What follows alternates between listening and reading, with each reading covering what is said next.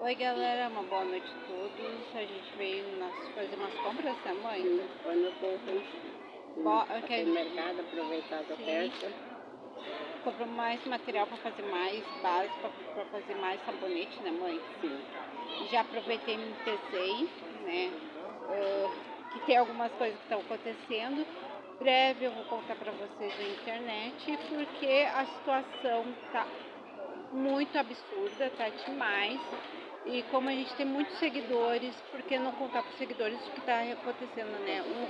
Contar o relato com a gente e dizer, já até botei ali na balança, então mostrar para vocês que eu tô me pesei. E são 14 anos, né? Mas calma, que a gente primeiro eu vou fazer e depois a gente vai contar pro nossos seguidores, né? Para nossos seguidores.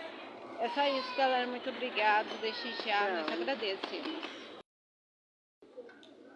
Se eu pesava 37, 38, já tô com 48.